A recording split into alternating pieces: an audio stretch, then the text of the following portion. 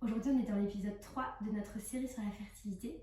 Si vous n'avez pas fait les autres épisodes, il n'y a aucun souci, vous pouvez faire celle-ci de manière complètement indépendante. En revanche, je vous conseille d'aller voir les deux autres et ça vous permettra d'aller encore plus loin, puis peut-être de pouvoir faire tous les jours une séance. Il y a des séances de plusieurs longueurs et ça permet comme ça de pouvoir faire ça tous les jours pour une efficacité encore plus intéressante. Voilà, c'est parti, on s'allonge, on va garder les genoux pliés.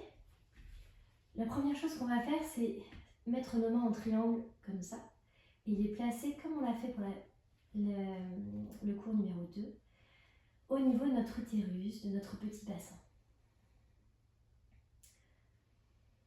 On va se concentrer sur notre respiration, essayer d'emmener nos inspirations et nos expirations jusqu'à notre utérus, nos ovaires, notre vagin, nos trompes et tout notre petit bassin, les ligaments qui tiennent l'utérus, tous les organes qui vont toucher l'utérus, le vagin, les ovaires, les trompes. On va y emmener la respiration, mais on y emmène aussi notre attention, tout notre amour, pour qu'il comprenne bien qu'aujourd'hui, voilà, on va s'occuper de lui, on va essayer de faire en sorte qu'il soit le mieux nourri possible, le mieux nettoyé possible.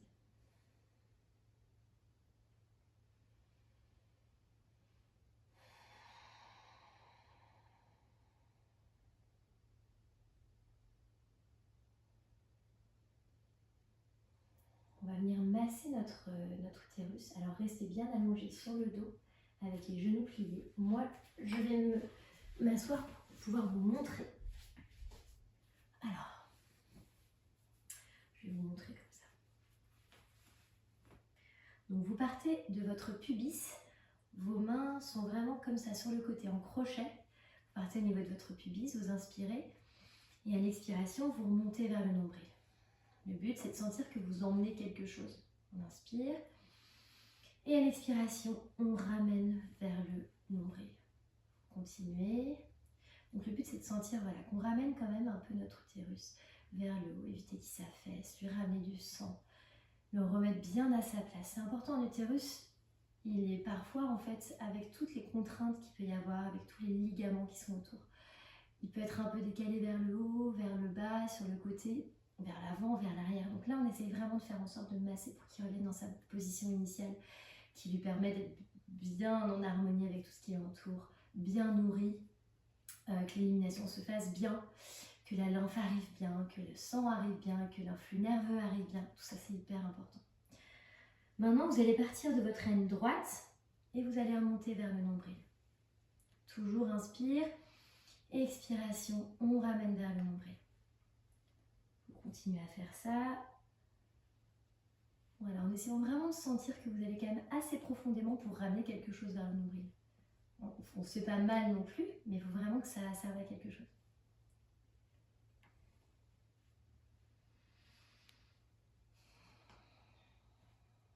Et on revient de l'autre côté, sur l'aine gauche.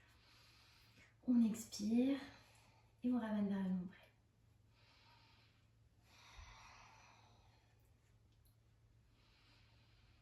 Et on ramène vers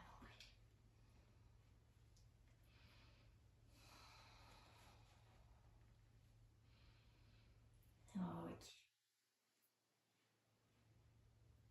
On va refaire la même chose à la fin de la séance. Et là, pour l'instant, on peut revenir. Alors moi, je me remets allongée avec vous. On va poser notre cheville droite sur le genou gauche et on va attraper soit le tibia, soit l'arrière de la cuisse, en fonction de vos possibilités. On vient tirer pour étirer au niveau de la cuisse droite, des fessiers droits, de la hanche droite. Si ça ne tire pas, vous pouvez vous pencher légèrement vers la gauche. Plus vous vous penchez, plus ça va tirer, plus ça va étirer. Vous devez sentir l'étirement. À chaque expiration, on essaye de relâcher davantage. On expire. On essaye de libérer complètement toutes les tensions qui se trouvent dans cette zone-là.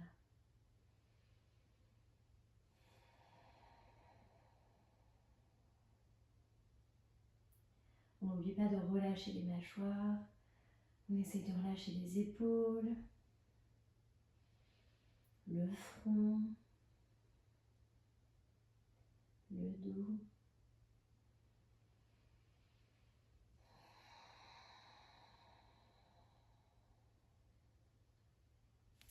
On ramène les deux jambes au sol et on inverse. Cheville gauche sur le genou droit. On attrape soit le tibia, soit l'arrière de la cuisse et on étire.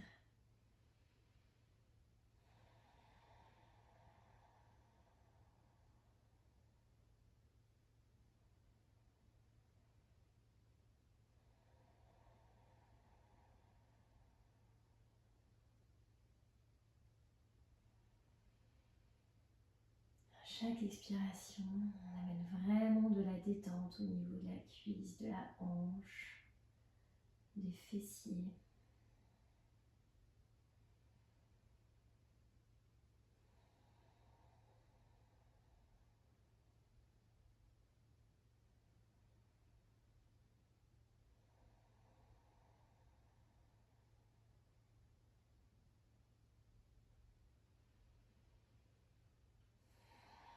Et on relâche. On va juste faire les essuie-glaces de chaque côté pour bien relâcher les hanches et le bas du dos. Puis on bascule sur la droite pour remonter. On va venir se mettre à quatre pattes. Alors, les deux mains au sol, les doigts sont bien écartés sous les épaules. Les genoux écartés largeur du bassin. On inspire. À l'expiration, on fait le dos rond, on va vers l'arrière et on revient le dos creux. On expire, dos rond. On inspire, dos creux. Dos rond, on vient vers l'arrière. On inspire, dos creux. On libère les tensions qui sont au niveau de la colonne vertébrale jusqu'au sacrum, qui est une des pièces maîtresses de notre petit bassin, qui a vraiment besoin d'être libéré et chouchouté. C'est le sacrum qui maintient, enfin, je veux dire, qui est la base de notre colonne vertébrale. Il y a beaucoup de tensions qui peuvent s'y accumuler. C'est un peu là où se rejoignent les tensions du bas du corps et les tensions du haut du corps. Et on revient. On ramène la jambe droite vers l'avant, à l'extérieur de notre main droite. On peut reculer un peu le genou si besoin. Et donc là, on est dans notre position du lézard. Le but, c'est de venir rouvrir au niveau de nos hanches, de nos cuisses, et vous faites chacune comme vous le pouvez. Il y en a qui vont pouvoir descendre bien plus bas que moi. Moi, j'ai pas une grande mobilité à cet endroit-là. Et on peut faire des petits mouvements. Donc, on ne va pas avoir une grande amplitude. On peut partir légèrement vers l'arrière et faire des petits mouvements avec le bassin. On peut ouvrir un peu la hanche, un peu la jambe, dans un sens et dans l'autre.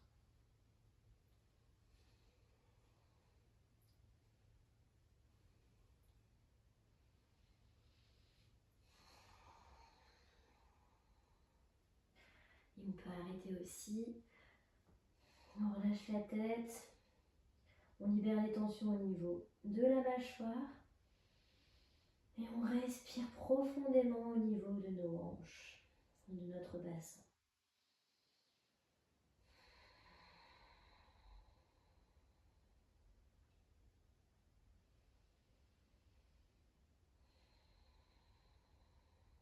On revient en arrière.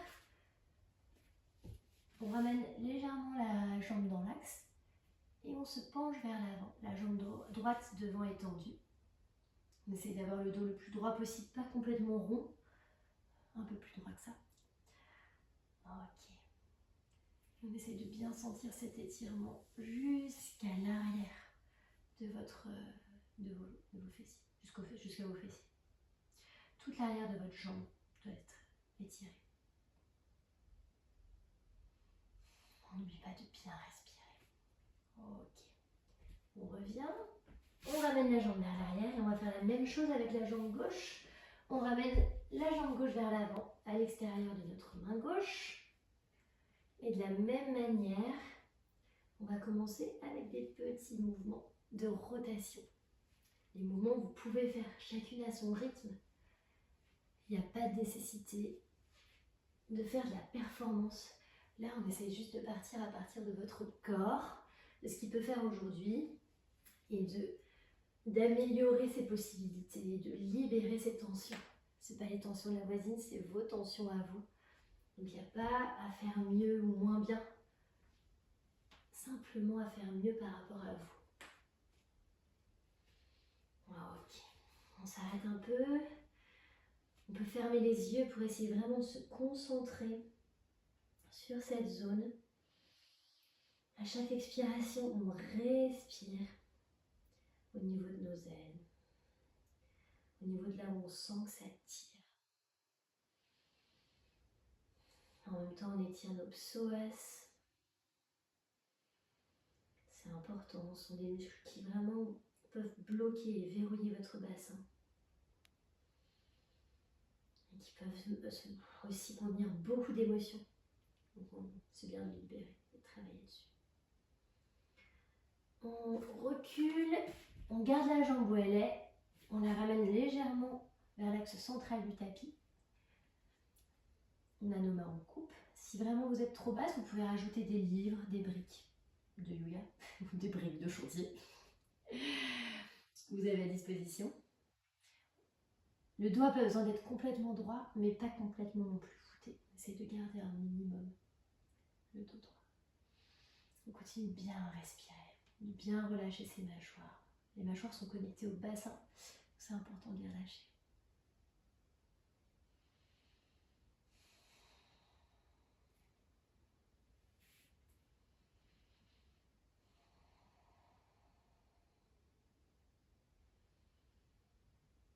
Et on revient. Ok, on va venir s'asseoir en tailleur. Si vous avez besoin, vous pouvez mettre un coussin sous vos fesses. Et on va venir travailler le périnée. Très important de travailler le périnée. On en a parlé dans le premier épisode. Là, on va aller un tout petit peu plus loin. Donc, on va travailler sur les différentes parties de ce périnée. On va travailler sur la partie antérieure, partie moyenne, partie postérieure. La partie antérieure, c'est là où vous allez avoir votre urètre, par là où sort l'urine. Partie moyenne, c'est là où vous avez votre vagin. Et puis la partie postérieure, c'est là où vous avez votre anus. Donc on va vraiment travailler ces différentes parties pour essayer de comprendre bien comment ils fonctionnent et puis être le plus précis possible, tout bien travailler. Donc on ferme les yeux, on inspire. Et déjà à l'expiration, on contracte tout le périnée vers l'intérieur du corps. Vraiment comme si on essayait de le remonter vers l'intérieur. Et on expire. On inspire. Et à l'expiration, on le contracte vers l'intérieur du corps. Vous pouvez faire ça 2-3 fois encore.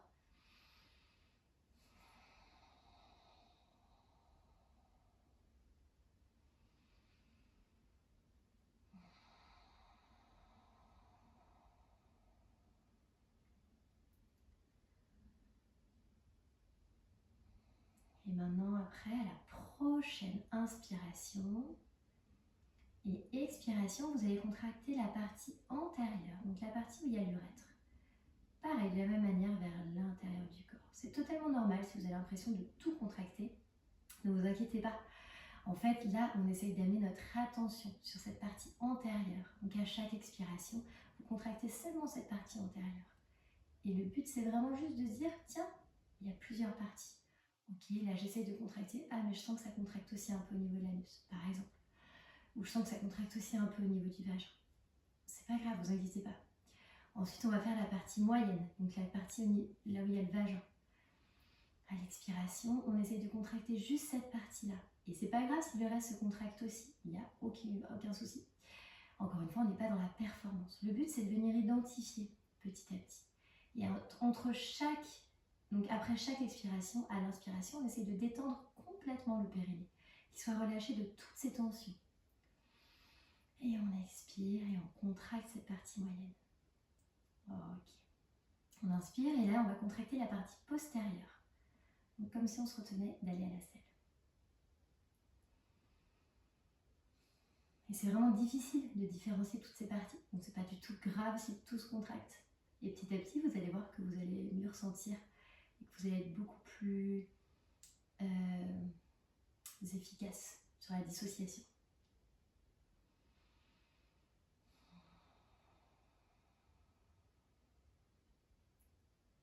Encore. Et le fait de travailler dessus, donc à chaque fois qu'on contracte, on vient ramener du sang à la zone, donc c'est toujours génial de ramener du sang dans toute cette zone-là. Et puis on vient ramener de l'intention dans cette zone. Et quand on ramène de l'intention, le corps, il ramène aussi plein de choses. Quand on est attentif à une zone de notre corps, on va aussi y ramener en fait notre afflux sanguin, notre afflux lymphatique, une évacuation veineuse, un influx nerveux. C'est vraiment important. On relâche complètement le périnée. Et pour finir, on va contracter 3 fois intégralement le périnée à chaque expiration. Toujours les yeux fermés pour être bien concentré sur le périnée.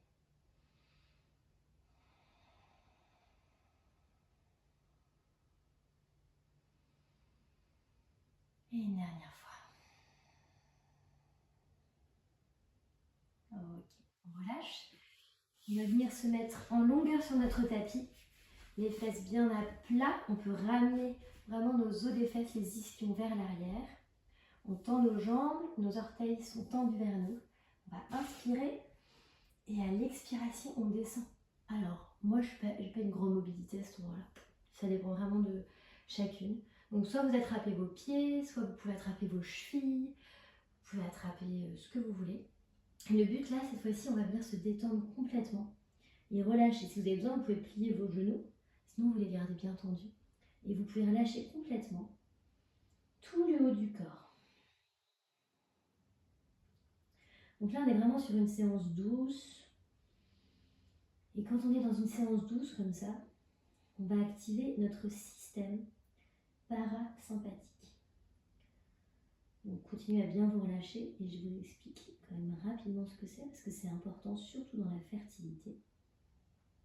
On a 2 systèmes nerveux autonomes dans notre corps qui permettent de réguler toutes les fonctions dont on ne s'occupe pas, c'est-à-dire le rythme cardiaque, le rythme de notre respiration, la dilatation de nos vaisseaux, là où on va diriger notre sang, etc.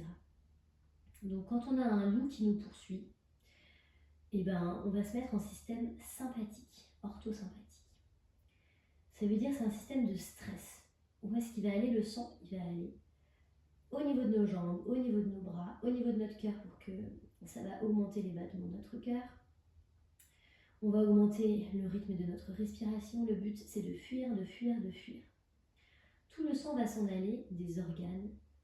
Par exemple, typiquement, les organes de digestion. La digestion n'est clairement pas notre priorité lorsqu'on est en train de s'enfuir quand un loup nous poursuit. Et de notre système également reproducteur. A l'inverse, notre système parasympathique est notre système de repos, notre système d'auto-guérison. Il va nous permettre de ramener justement du sang dans toutes ces zones qui sont importantes, dont la zone reproductive. Donc là, avec une séance douce, on envoie l'information au corps qu'il est temps de ramener du sang. Vous pouvez vous relever. Du sang à toutes ces zones-là et de faire un nettoyage, une auto-guérison de toutes ces zones. On va s'allonger. Et c'est vraiment important. C'est pour ça, de temps en temps, se faire des bonnes séances de détente, de relaxation, assez fréquemment même. Ça envoie vraiment le message au cerveau qu'on va s'occuper de notre système reproductif, entre autres, de tous nos systèmes de réparation dans le corps, de nos digestions, etc. Donc c'est vraiment important de prendre le temps. Et c'est pour ça que souvent on dit que le stress est l'ennemi numéro 1 de notre reproduction. On va finir sur le massage qu'on a fait au début. On va faire 3 fois du bas vers le haut au niveau du centre et 3 fois de chaque côté. Toujours vous faites à votre rythme. À l'expiration, vous remontez vers le nombril.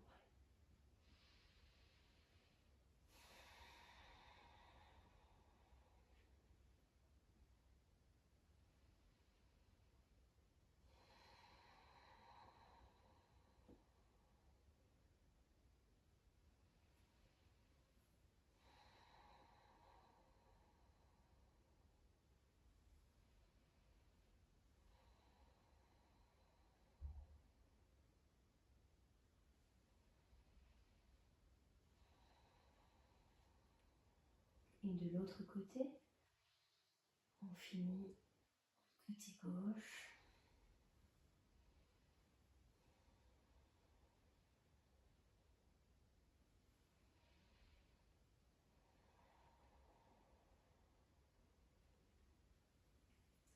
Et lorsque vous avez fini, ne vous dépêchez pas de finir, mais lorsque vous avez fini, vous vous replacez en triangle au niveau de votre utérus, de vos trompes, de vos ovaires,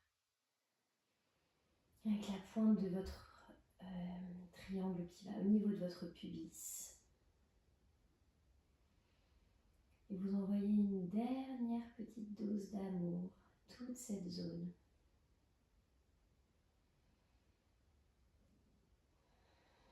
Une zone de relaxation à tout votre corps.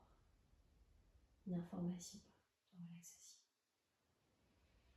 Une information de relaxation au niveau des mâchoires.